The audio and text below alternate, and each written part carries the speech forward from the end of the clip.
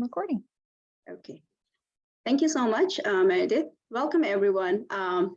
This is Dr. Srikriti Baskoda. I'm currently an assistant professor at Columbia University Medical Center, and I'm also the founder of website Match to Path. It's my honor here to welcome you tonight for this webinar with a live Q&A session regarding preparation and submission of our rank order list. Before we get started, some housekeeping issues. You will be muted when logged in. If you have any questions that you want to ask to our panelists, please use the Q&A or a tab chat to communicate with us. If you want to direct your question to a particular panelist, make sure to mention their name. The views expressed in this webinar by the individuals are their own and do not represent any organization they are affiliated with. Also, this webinar is being recorded and will be later on posted in our website. So make sure you follow us in our social medias with Match to Path handle for more updates. With that, let's get started. I'm really excited to welcome the panelists for tonight. First, we have Dr. Sarah Calkins, MD, who is an associate professor and residency program director at University College of San Francisco, UCSF. I'm delighted to welcome you here, Dr. Calkins. Please share us your welcome message from a program perspective about preparation and rank order list submission. Thanks everybody for coming. I hope you find this informative, and thanks for inviting me to participate in this panel. So I think that, there's a couple of things that, as I've done this and as I've been on both sides of being someone in the match, which is its own adventure, and then being on this side, which is a completely different adventure, I think that it's important for you to know that you are interviewing the programs. You're not trying to scratch your way into medical school at this point. You're trying to find where you can fit and where you can thrive. And I really believe that it's more important to go to an institution that's going to function in a way that you're going to be able to thrive rather than the name they have or the location they are. You have to be able to thrive, and that involves being professionally challenged and learning in the way that you learn best. And it also means living in a place and in a way that's meaningful for your life when you're not at work, because that is important to be able to rejuvenate. And I think that was something that was missing from conversations when I was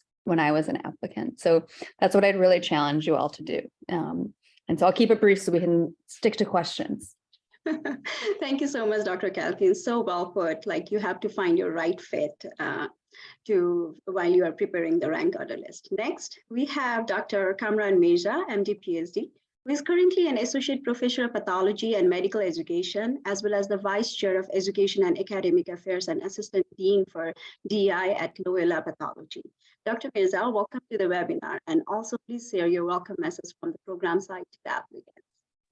Thank you so much for having me.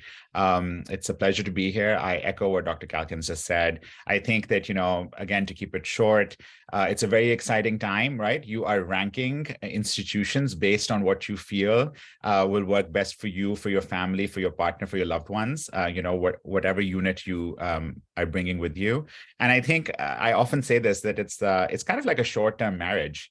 It's like finding a partner, except that this partner is an institution. So it's, it can be a tricky decision. And often there isn't a perfect, clear number one. For many people, there'll be a lot of things, small things that will move the rank up and down. And I think that ultimately, if I was to give you a takeaway message, I feel like you need to really trust your gut.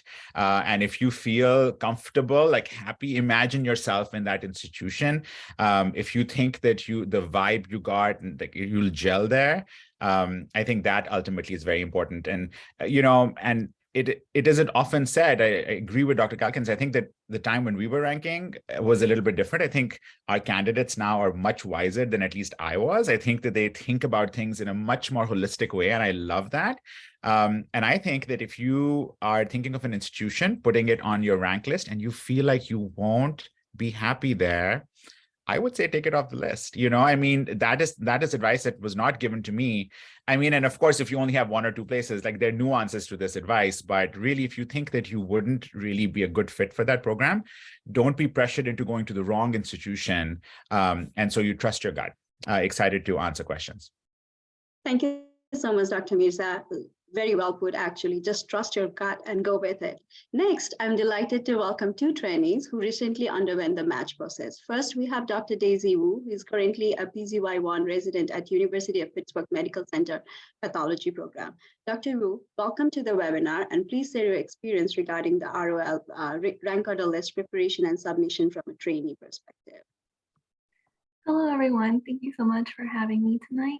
I just wanted to say, I think the process went fairly well for me. I really enjoyed just learning more about each of the institutions. And I think I had some personal factors that caused me to rank the way that I did. And so I just have to echo the other panelists in saying that I think that there are a multitude of factors that people have to consider when making that rank order list. And so I think it does require just sitting down and considering what are the factors that are most important to you? What will guide you and support you throughout this residency process, especially since we all know that it can be a very difficult and challenging journey? What will support you and allow you to just get through it in a like a positive and like well-supported way? So yeah, I'm happy to answer any questions and I'm happy to be here. Thank you so much, Dr. Wu, for that wonderful advice. Last, we have Dr. Niyati Desai, who is currently a PGY2 resident at Columbia University Irving Medical Center. Welcome, Dr. Desai, to the webinar, and please share your perspective of preparing and submission of a rank order list from an international medical graduate perspective. Thank you, Dr. Vascota, for this opportunity. And I would like to second every single thought that you all have shared. And I think even for an IMG, I thought go what's important with you.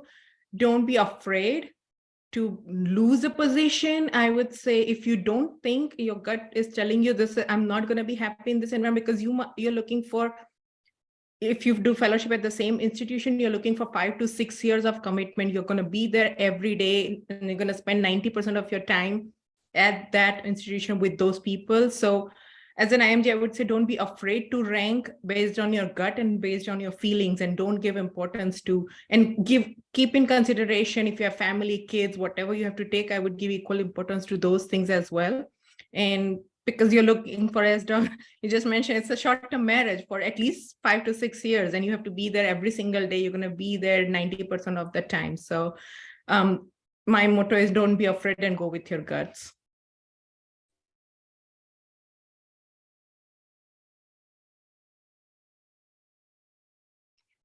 Thank you so much, Dr. Desai. Again, very brilliantly put. Do not compromise your choices. Lastly, I would like to give shout out to Dr. Meredith Herman, who is currently a 4th-year medical student at Michigan State University, for giving us this platform and also helping us as a collaborator in Match2Path website in the preparation of this webinar. With that, I'm really excited to jump to the questions which were sent to us earlier. I would also mention whether the question were asked by an international medical graduate or an American medical graduate whenever relevant. With that, the first question I have is for Dr. Wu. So a candidate has asked, what is the possibility of matching at the top choice during the ranking process, and what are the factors that are involved in this? Yeah, it is completely possible to match in your first choice. I feel very fortunate that I matched at one of my top institutions, and then actually so did a couple of my friends who are in the same medical class and same school. So especially, and unfortunately, I hate that it is this way, but unfortunately for USMDs, generally we have just some bargaining power when it comes to picking our residencies in the future. So I would say that it's completely possible to match into one of your top institutions. Thank you so much, Dr. Wu. Dr. Desai, do you have anything to add to that? I would say that's, I second Dr. Wu, because that's the choice. That was the case for myself as well. I was able to match into my choice of program, but I also want to add that sometimes there's not much difference. There's always a dilemma of like, who do I rank first versus second versus top 3 are always like, if I would not have matched in my first and if I matched a second or third, I don't think it would have made a whole ton of difference because I had to really debate hard between like ranking the first two choices that I had. So that is my thought. Thank you, Dr. Desai. I would lead Dr. Calkins to add to that with one additional question to that, which again, another candidate has asked. What is the possibility of ranking to the lowest choice in their ranking list? Oh, that's a good question. Let me comment quickly on the first part and then I'll Sure. maybe thought of something wise to say for that, by the second part. But, you know, I think when I think back to my match and I think to my medical school classmates, and I think to people who matched kind of maybe midway down their list, and at the time didn't know whether they should be excited or upset and kind of what to do. And then I talked to them maybe say a year into it to see how things were going. I pretty universally kind of got this feedback that like, actually this program is a great fit for me. And so it actually worked out really well.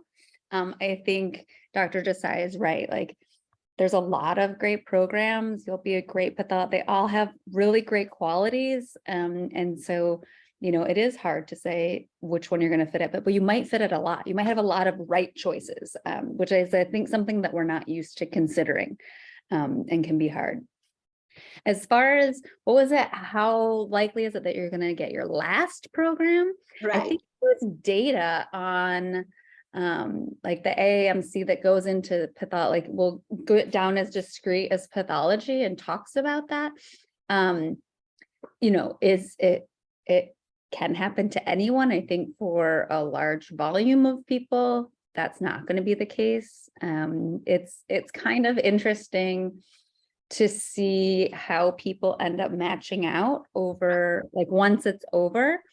And it really does spread out a lot more than you would expect it does. People have very different motivations for how they're ranking places, just as Dr. Wu mentioned, you know, maybe you have 3 children and your parents and your siblings and all this free babysitting are next to you if you stay where you are, which Right. is compelling, as compared to, I don't know, going to a big city like, you know, San Francisco. A lot of people don't come here because it's so expensive. And I get that. Like, I totally get it. That's important, right? You have to live in what's comfortable for you. So getting your I think it's the statistics are very low about that. But to be more definite, I have to look at the data.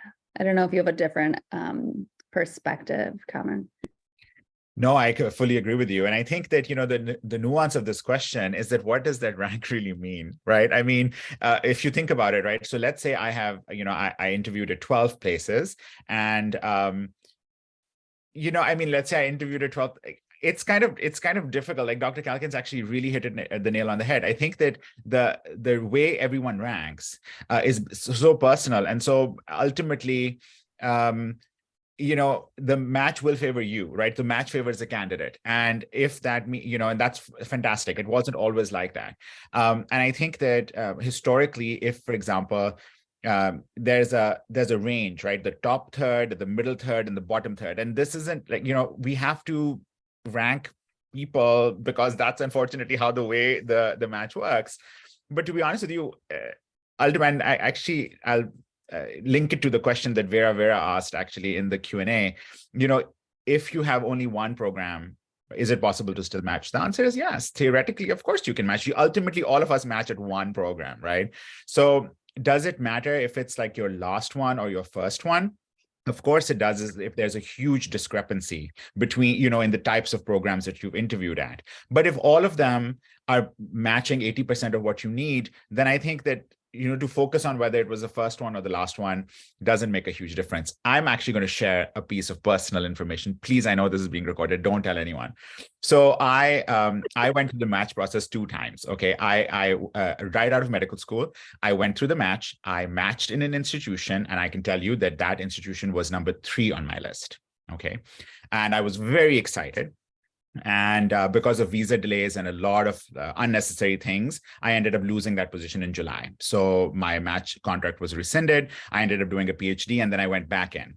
Now I reapplied for the match, and you know, the same. I was applying in the same kind of area, and ultimately I matched at another institution. All great, but now I'm a faculty member at an institution I originally interviewed at. Okay. And I then, when I became the program director, I got access to all of the rank order lists, okay? And these are like historic rank order lists. And guess what? I was itching to find out in 2005 where I was ranked. I mean, and now that data was available to me.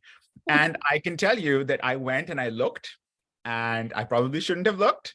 And the bottom line is, I'm very happy where I trained. I am now a faculty member in a place that may not, I mean, they definitely hadn't ranked me in the top third. They hadn't ranked me in the middle third either. Trust me, I was in the bottom third. But, you know, when I know all of those individuals, they're pathologists that were above me, they were all fantastic. So the point I'm trying to make to you is that, similar to what Dr. Kalkin said, I'm very happy where I ended up, even though this was a very traumatic experience for me. Ultimately, you just have to manage it one place. That's it. So I think don't focus too much on number one versus the last one. I think you should just focus on making sure that you would be happy even in the last one that you rank. Thank you, Dr. Mirza.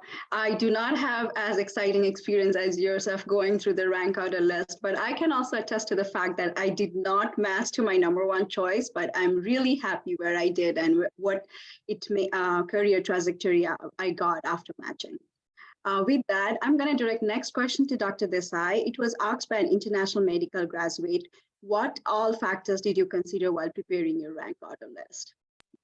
The first and the foremost factor I considered is, will I be happy there? And this sounds very cheesy probably, but that is the fact. I interviewed at a decent number of places, about 15, and it was over the Zoom interviews. This is the first time, so I didn't go there in person. Some of the cities I've never been to, but I actually didn't end up ranking all of them. There were some programs that I saw myself, like, will I be happy here? And then I asked myself, will I rather do not match and continue doing what I'm currently doing, or be a resident at this program and be an unhappy person? And so I did not end up ranking all of the programs that I entered. And I would say, like, even as an IMGs are more or less more afraid because of the uncertainty that we are associated, like we always have the thing in the back of my mind. But I just want to tell you, you are a doctor, you're a physician, that's nobody's going to take away from you. And a lot of IMGs has that advantage of, at the worst case, going back home and practicing medicine. You can do that, but I would personally not like to end up, because of the fear of not matching, being in a place for 6 years that I would literally hate going to work every day. And the other thing I considered personally in my case is my family situation. Where is my family is going to be? So certain geographical locations have been for a long time, and I didn't want it to move out and then adjust to a lot of other situations. But one thing I'm glad that I did that. Like, I know insecurities are real, I've been through it, but don't let them cloud your mind and like be the reason for your decision making is what I want to say. Thank you, Dr. Desai. Very wonderfully put. Doctor, do you have anything to add from a trainee perspective of what you considered while making a rank order list? Yeah, I can just talk about a little bit about my own personal experiences when making the rank order list. What was a big factor for me is that at that time I had a fiance who's currently here in Pittsburgh. So for me, actually, Pittsburgh was on my radar for a very long time. And I did interview and rank very geographically because of that. And I think that is a big factor that a lot of applicants are considering when ranking. There a lot of like family support or family ties, or if you know the area, it can be a little easier to make a transition if if you are just thinking about like what residencies to rank. But other factors that I considered in my rank list were access to different types of specimens. I wanted exposure to be able to be exposed to different types of specimens so that I wouldn't be caught off guard as a future attending. And then how did I mesh with the faculty, right? The faculty are the people you're going to be spending a lot of time with. And so you want to make sure that you feel like you can learn well from them, you feel like you can communicate well with them, and hopefully eventually also find mentors in research and other academic pursuits. So yeah, these are some of the major factors that I considered when making my rank list. I thought I was going to be a little bit non-traditional in this panel, saying that familial connections was so important, but actually I'm starting to hear more and more that I think that that's not unique anymore. Yeah, so I'm glad to hear that. Yeah. Thank you, Dr. Wu. Those are very wonderful factors to consider while making the rank order list. Dr. Calkins, from a program perspective, what are you considering while making a rank order list with the prospective candidates? Yeah, a lot of the applicants ask me this question, and many of them are on the call today. And the first thing that we're looking for, and I think that I feel comfortable speaking for other program directors about this, is if you're actually interested in pathology. Like it's not exposed while in medical school. We totally know that. We know that the opportunities to get exposed are very limited and kind of hard to access. And so, the first thing is like, do you actually like pathology, and are you excited about pathology? Like that's one of the most enticing things about an applicant. You just have that interest and that intrigue to learn more about it, and that it keeps you on your toes. And I can tell you that not everybody I interview, even though I've looked through their application materials, and it seems like I can tell you that there's still people I interview that I'm like, I actually don't know if they like pathology. And so that it seems really silly, but that's an enormous thing that I factor into making my rank list. I think another thing that I factor in is kind of the opposite of what I'm asking you to factor in, and that's who do I think is going to be able to take the resources that I have at my institution, which are different than the resources at other institutions, and take them and absorb all of them and kind of use us for all of them so that they can come out and be great. And so that it's very generic sounding. I tell people sometimes, like, we're all just very neurotic type A people, like all of us. That's it. That's our baseline. We want data. We want to look at every possible cell, everything we can before we make a decision. And you can look at all the data you want in the world for making your list, but it really comes down to, what does your gut feel? Where do you feel like you can do well? So, a little bit of that is we have to put, I wanted to mention, Dr. Mirza was kind enough to share his experience. And I will tell you, from the program director side, I couldn't find mine. I did look for my rank order list. So I don't know. But I can tell you from ranking a bunch and making a bunch of lists, like it actually, from my side, like there's so many great applicants that I actually don't care if I get the top third or the middle third or the last third. Like there's so many great people. So it really comes down to like, where will you thrive? I want you to go where you think you're gonna excel. And we have to put you in an order because they force us to, but that doesn't mean, that's why we never tell our numbers, like where we go, because that's not relevant. Some of our most brilliant residents have ended up being people who are maybe lower on the rank list than they would have thought that they would have been, or would have felt okay about. So I don't know if that answers the question, but I gave it a shot. I think it does. I think it fairly does what a program is looking in a candidate. Dr. Mirza, I'm going to let you add to what Dr. Calkins said with one follow-up question to that. One of the candidates has sent us a question asking, should we rank the program solely based on our interest, or we have to consider also our chances of getting matched? Okay, so I'm going to start with the first part of the question, and I completely agree with Dr. Calkins. I think that we are looking for individuals who will thrive with us in the environment that we have, right? We can't really change the environment. And it's, interesting, all the people, for example, the 40 attendees, all of them are fantastic, right? But not all of them might thrive in our institution. Some might thrive at places which are smaller. Some might thrive in places that are larger. And that's not a good thing or a bad thing. It's just what the reality is, right? And so I think that for us, we really take into account how our residents feel. Our residents are a very, very big part of the interview process, and our chiefs are pretty decently important part of our ranking process too. We obviously do not have the residence part of the final rank because we don't want any resident to know where the ranks of anyone was, right? You don't want to necessarily be a chief resident and be like, oh, this person was really low on the list and they've matched with us. Like, that's not a type of thought process you want to even start, right? Because like Dr. Kalkin said, it doesn't matter. Trust me, I was a great resident and I know where I was on that rank order list, and it doesn't really matter.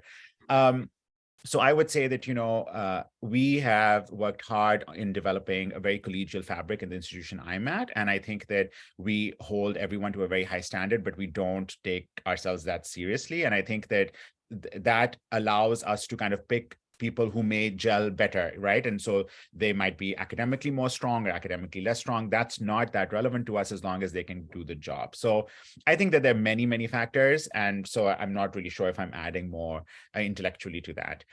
As far as the rank is concerned, like based on where you think you'll match versus where you want to match, I think the answer for me, at least, is very clear. You do not consider your chances of matching in a place where you're ranking them. That has nothing to do with anything, okay? You are only matching the places where you will be happy. And like Dr. Desai, I am also a foreign medical graduate. I totally understand the stress of, not unranking anything, just going with the big names. We are sitting abroad typically. We don't know the rank of any institution really. We have like all sorts of weird bits and pieces of data and ranking and whatever. And the reality is that you don't really know anything until you actually come into the institution. And now based on Zoom, which I think is incredible for, inclusivity, but it doesn't allow you to come and actually see the institution. So the point is that as a foreign medical graduate, we have grown up hearing about like the 4 names or the 5 names in the country, and we feel like those are the only places. And the reality is that they might not be the right fits for you, even if you fit every single requirement that they have. So ultimately, you do not care where they're ranking you, what your chances are. You rank according to how you feel your rank order list should be. I think that that's probably advice that every program. I will also take a liberty and speak for all PDs that I think that's kind of how you would like, you should do it. And to be honest with you, anecdotally, I don't have any data for this, and it goes back to that question of only one program. I have heard anecdotally that individuals who only had one interview have matched, and I know anecdotally that it could have been that they were in the middle third of their rank order list from the institution, but that's where we really know that the match algorithm favors the candidate, because instead of favoring the institution, it rolled down the rank order list to, let's say, like 12 or 15 or whatever it was, and that individual matched with them. And so I think that way, of course, there's theoretically with one institution, it's still kind of tough to predict whether you'll match or not, but the match does truthfully favor the candidate. So I think that in that case, it also is further support that you don't rank based on what you think your chances are. You rank according to where you want to go. Thank you so much, Dr. Mirza. Like you said, rank order list is all about you. So make sure you make it about you. With that, I will direct next question to Dr. Desai. How to manage or include loved ones and mentors' opinion while making a rank order list? So that is something.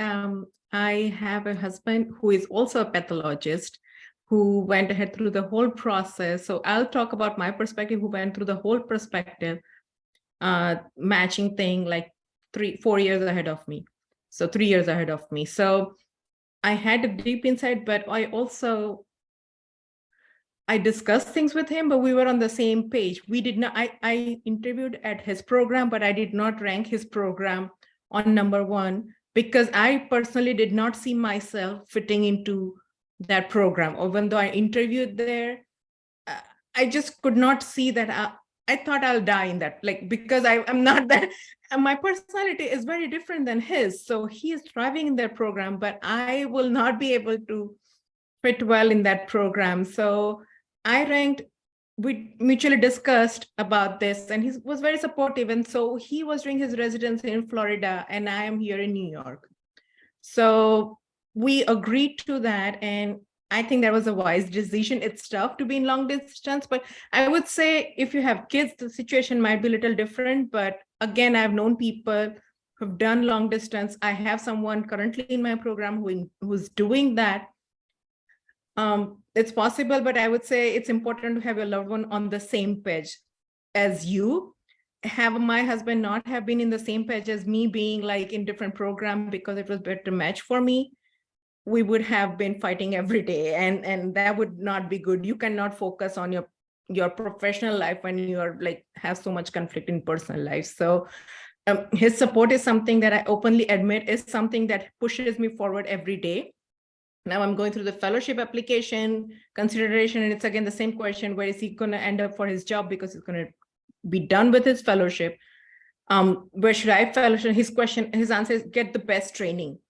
But that's, we both agree that I should get the best training. But if your partner or family has a different perspective, then I would say it's important to compromise and bring everything on the same page so you can be peaceful at mind and focus on your work, rather than like, I personally cannot focus on work if there's like a ton of things going at my personal life and I'm not peaceful at my mind and I don't have support of my loved ones. So that's my take on this. Dr. Wu, do you have anything to add to that? Yeah, I mean, I faced a similar challenge. I had some institutions that I really liked on my interview, and I was really considering, but ultimately, I had to personally wrestle with, am I going to rank these institutions higher than where my husband is currently, and where, you know, like at that time, like we were engaged, but like I wanted, sorry, long story short, I wanted to be in Pittsburgh, but I also was wrestling with, you know, like some opportunities in other places that, and whether or not to rank those above Pittsburgh.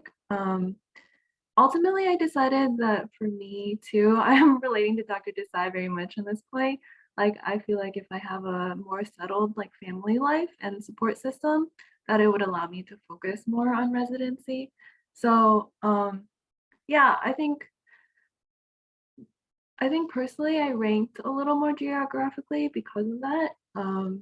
There were parts of me that were a little at conflict because I was really excited about some other institutions.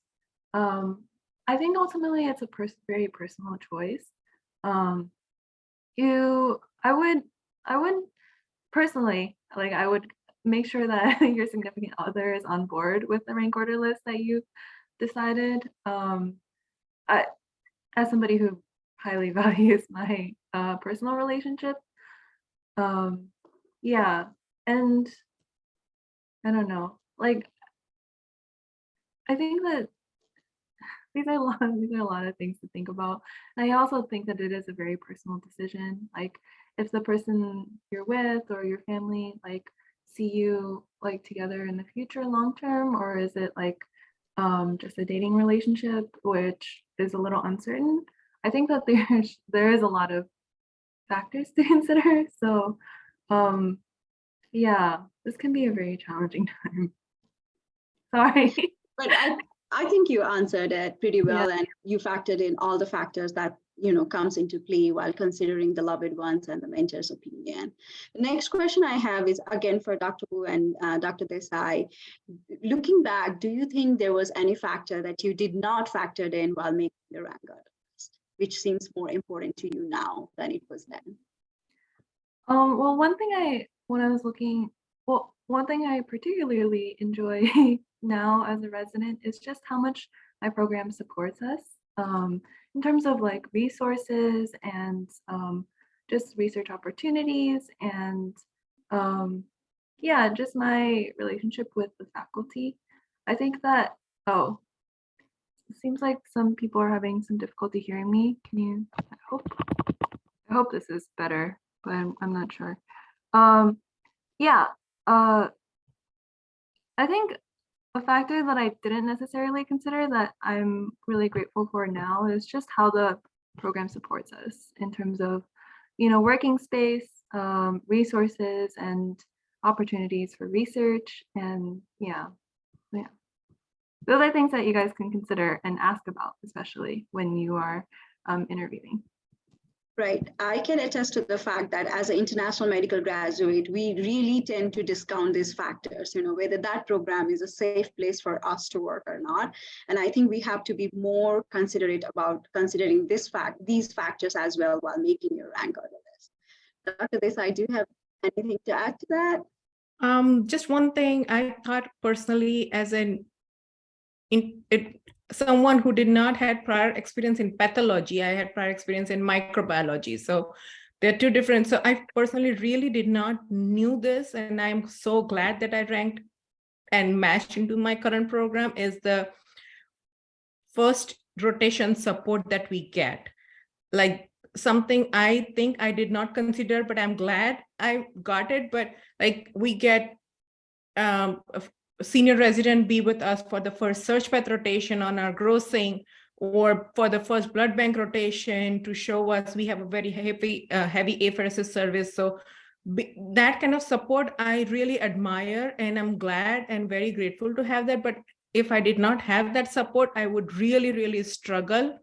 And I think that is something I did not consider, but should be considered is how is the program helping you to get on board with the something like holding blades, doing the autopsies, grossing the first few specimens, showing you how to place order in COPATH, or those basic things now doesn't seem to be very important, but they can be at times be very stressful when you're attending is did you place the order and you don't even know how to get into COPATH, and as a first of a month it can be stressful. So I would personally consider those things now retrospectively.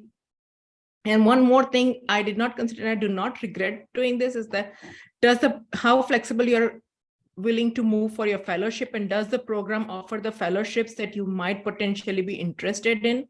That is something also you should keep in mind.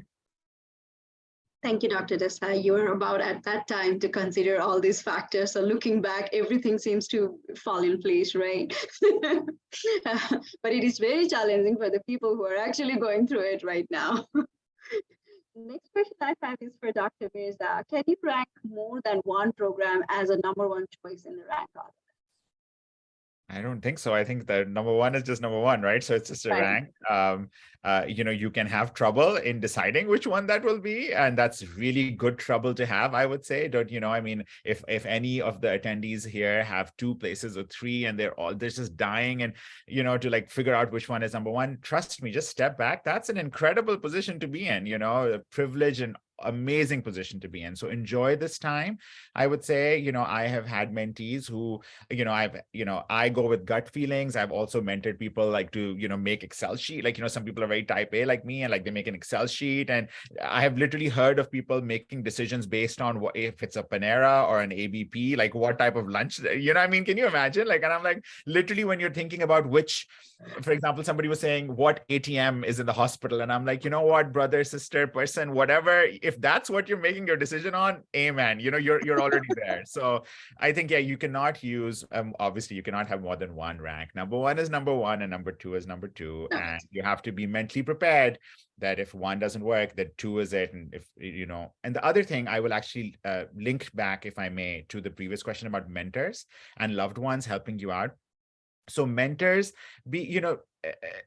people's advice is always coming from a very good place. Hopefully all the people that they have a very good place in their heart for the advice that they give you. But mentors really either need to know every single thing about you to be able to give you the right advice. Often the mentor will, if they're just an academic mentor, their advice might be very academically based. It may not be the advice a partner would give, whatever. So I would listen to a lot of people. I would, but then make the decision yourself. Ultimately, I have to tell you, even my mentees who are very close to me, when I give them advice, I have to take off my vice chair hat and heme path fellowship, because I would love my medical students to stay with me for residency, then stay with me for heme path fellowship.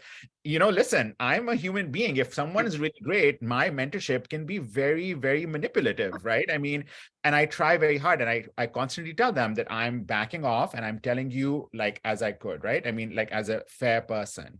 But I think that, if you don't have that type of mentor, mentors can, trainees are vulnerable populations. You can be convinced by a mentor to do something which may not be in your best interest, and the mentor might have the best interest at heart. So take a lot of opinions from people, but then ultimately make your own decisions. Similarly, I haven't, this couple of years, I haven't gone on these online forums where all these programs are being like destroyed by individuals who like visit them and like, they talk about all this stuff. I think those forums are incredibly important so that you're aware of things, but also remember, one person's opinion or interaction or experience may not be yours. I mean, there are institutions that are just, destroyed by these online, forums, probably appropriately so. But, what if it was a one-off, right? What if it's still a really good place for you? So I guess what I'm trying to say is that take it with, take as much input as you'd like and then process it and make only those parts of it relevant that really align with you. So yeah, you can't rank two places, guys. Sorry. Thank you, Dr. Mirza. Next question I have is for Dr. Calkins, and we have a similar question that was sent to us, and there is one in the chat as well. If the choice is between university and affiliated hospitals, so do you always aim for the former one? This is a situation where you like the latter program people and the location better. The one that we got in the Google Sheet also asked, what should they favor, location or the overall program? Yeah, they're all really good questions, and they're honestly only questions you as an individual can answer.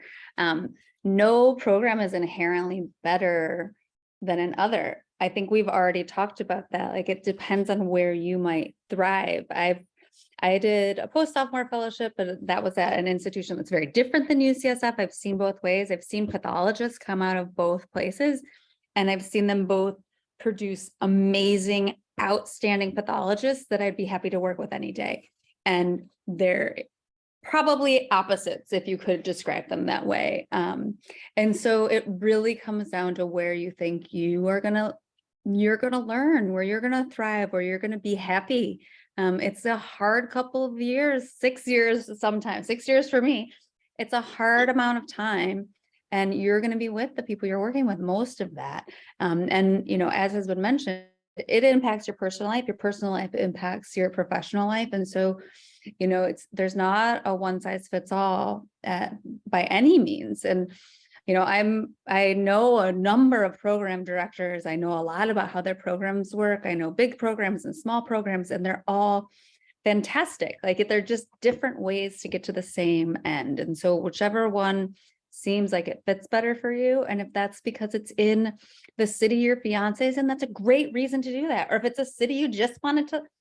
I had no ties to San Francisco. I'm from a small town in Michigan. My mom desperately wanted me to stay within driving distance of Michigan and was not shy about that at all.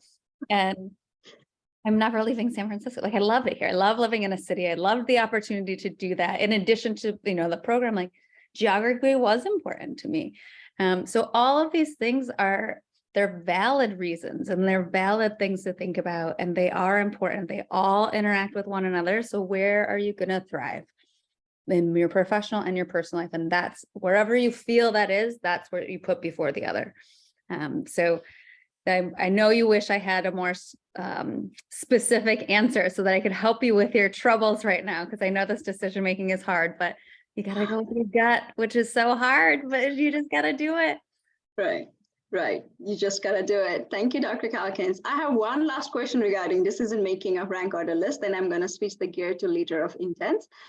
This question is for Dr. Mirza. How important is to consider the prestige of an institution while making a rank order list? Oh my God, this had to come to me.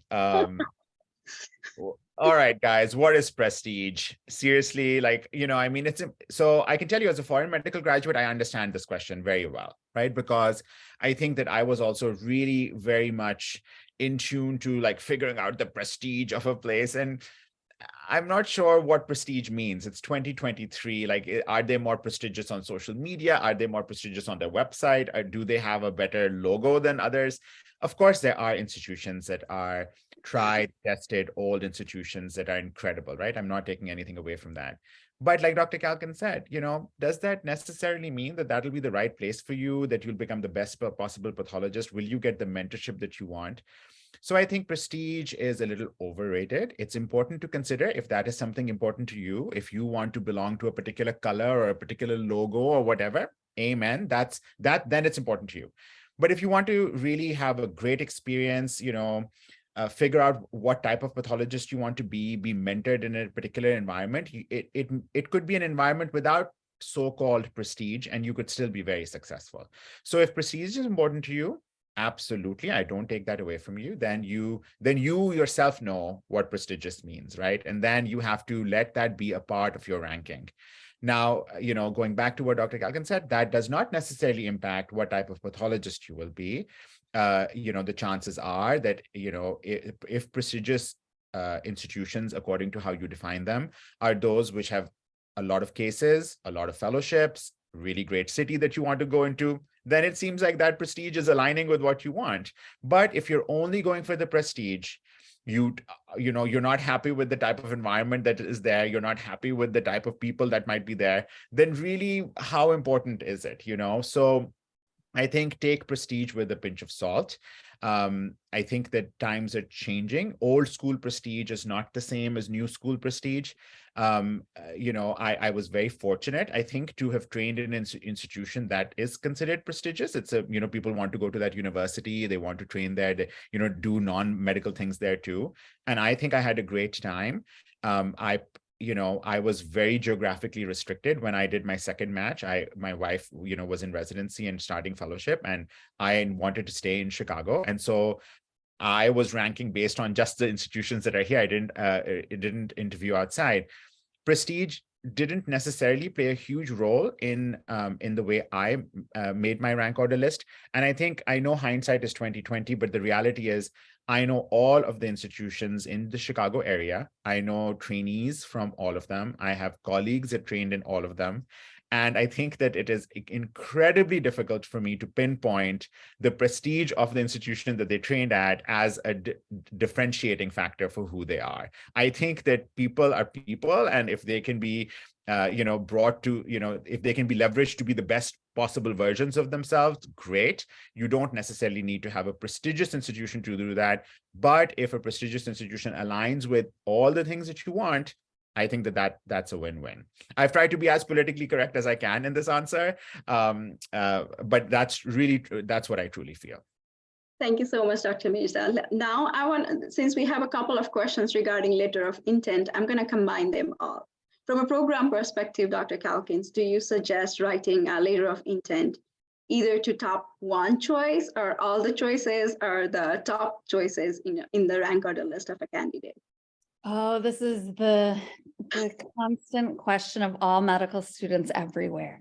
And I know that there's very different advice coming from your medical schools. I know that some of the advice given to the medical students where I am is kind of like, I don't know, like personally, if I would do it that way, but that's what they're telling people. So I think I will speak for what I personally think of letters like this.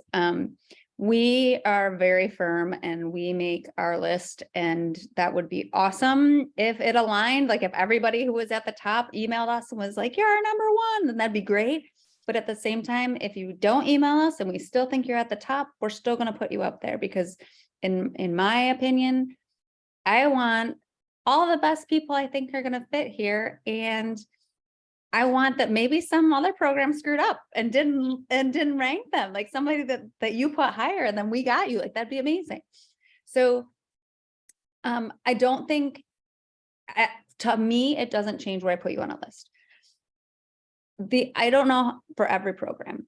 I don't think there's any harm in sending such an email. I know that there's difference among program directors. Some program directors refuse to read any emails from applicants. Some kind of try to keep it at a minimum. It's across the board. I know. I think it cannot hurt. You just have to be truthful. Like if you're gonna say, I'm ranking you number one, if they have you in a position, say they're taking 10 people and they have you listed somewhere between 1 and 10 and you don't match there, they know that you lied. And pathology is very small, like very small. And so, you're starting your career, you're starting to develop your professional, reputation. And so I don't think there's anything lost, and I don't think there's anything that you're necessarily at risk for doing it. I just think you have to make sure that if you're going to say number one, that that's exactly true, and you're not going back on that. And I don't know if Dr. Mirza has a different opinion, but that one piece of information I feel very strongly about. I'll jump in to fully echo Dr. Calkins. I think that if it makes you feel better, if you are compelled to tell that program director that, you know what, I just love your program, I've finished with my interviews, and I just want to tell you that I'm just submitting this rank order list and you are number one and it's truthful. And if it helps you, feel better about your rank order list, please go ahead and do it. Again, be truthful, but also don't expect a reply. Program directors will not reply to these emails, and that doesn't mean that they haven't read them. Again, it doesn't mean that you're moving up or down on the rank order list. There's a lot of emotion tied to this. You're giving them the ring. You're saying that I'm giving you the ring. The ring is yours, if you accept me. But listen, PDs cannot reply to this, okay? They Dr. Calkins and I might get emails from like 20 people who say, oh, you're number one. And it probably makes us a little bit happy just to see that, they came to this conclusion. But does that affect the way we rank? No, the rank is a much more algorithmic thing. It isn't based on one person's opinion. There's a lot of input, a lot of things that go into it. So do you think that let's put it this way. If you were not ranked in an institution and you sent a letter of intent, and in that letter of intent, you said, oh, I'm going to rank you number one, your rank isn't changing. If you're ranked at, like, let's say 12, it'll stay at 12. If you're ranked at 1, it'll stay at 1. But if it makes you feel better, go for it. There's no harm. So I'm not sure whether there is any technicality associated with it, but I'm going to direct these questions to the trainee we have. Anyone can jump in. So is it okay to contact a resident regarding a specific program to ask about that program while preparing a rank order list? I can just talk about my personal experience. I recently was involved in like the rank order meeting that our program had, and one of the first things that our program director said to us is that we're not allowed to share any of the information that happens in the meeting. Long story short is, as a resident trying to support our future applicants, like I try to be as positive as possible and like try to always give my best advice. But long story short, I don't think I can say anything about what happens in that meeting, and I wouldn't expect any of the other residents also to give you any very clear signs. So I would just say, like, take what the residents say with a grain of salt. That's just my own personal opinion, but yeah. I personally think people do reach out to us sometimes about, you can ask questions about like housing or program related questions or anything, but it depends on the program to program. But I agree, nobody will give you that information. Even if we know where you are, we will never tell you that. And as a resident level, it doesn't matter. Our opinion doesn't count that much unless we are chiefs or something. But yes, you can reach out to, if you have really genuine questions about the program and you are conflicted between your first and second choice, and you think this factor might change your decision from first to second ranking, sure, reach out with the resident and ask them, like. But other than that, I don't think, and something I'd really agree, like with what Dr. Mirza and Dr. Killen said, don't say to two programs that you're my number one choice, never do that. And this is that, as an IMG, I know this advice is in circle. This advice I got too as an IMG, that the programs are not going to know. And no, that is not true. Programs know, they communicate with each other. There's a way to figure out. Pathology is extremely small word. So my advice is, please do not use the number one for multiple programs. You can probably say, if you're really like insecure, and if you want to send out maybe like, I'm interested in your program, or you are on my something like that, but top choice or number one wordings are not do not do that. It's complete. And this advice is very popular among IMG group. I know this, there are forums putting this out. There are people advising this, but that is a wrong advice. Do not do that. Thank you, Dr. Desai. I'm going to ask this question to Dr. Mirza and Dr. Desai, because this is related to visa. What are the short-term and long-term pros and cons related to J1 and H1B visa? And is it more prudent to rank H1B programs higher versus better J1 program from IMZ's perspective? I mean, do you have 2-3 more hours in this webinar to like talk about this? Because I see that there's 6 minutes. Dr. Desai is also chuckling. I'm going to give you the shortened version. Again, I think the rules are the same that apply to all of the things that we've discussed. It is a very personal decision. It's based on a lot of your family factors. It's based on a lot of things. It's so personal to choose J1 versus H1.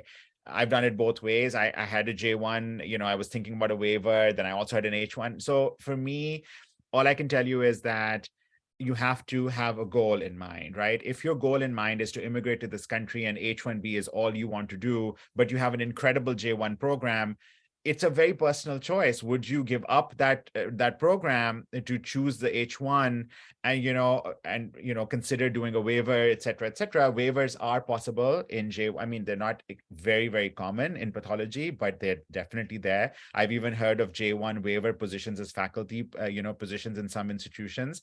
So I would say do your research. Ask a lot of people who've done J1 and H1 and weigh the pros and cons. And the short answer is that it is yet another extremely personal thing that you have to weigh on your list of things that you're putting together, and then it needs to factor in accordingly, right? So if you want to ask me, oh my God, I have a very prestigious J1 institution right at the top, and should I give that up for whatever? That's not for me to say. It really is a very personal choice where you have to balance what is good for you, your family, your partner, or what have you, and your future based on the type of education you'll get. So take it as one more piece. Dr. Desai? I completely agree with Dr. Mirza. This is a very personal choice. Yes, if you get H1, that's like you don't have to do the waiver. You can straight go to the green card. J1, you always have to find a waiver. The benefit of J1 is if your spouse has a J2, he or she can work. Your children can get a J2 and work. H4 EAD process is a little more complicated. So that's something that's the disadvantage of both of them. And advantages of J2 is like J2 can do any jobs, not restricted to one employer. I was J2 for many years before I got a J1 myself, and I did that choice knowing that personally I would not be happy. I personally it's a very personal choice. Would you be happy at the H1 sponsoring program just because they're giving you H1 and otherwise it sucks and it's at the bottom of your list? It's like, would you really want to get that, or you would rather get your 6 years or 5 years with a good training, with a good environment where you're happy every single day going to work? I mean, residents are not happy every single day, but and that's a different perspective, yes.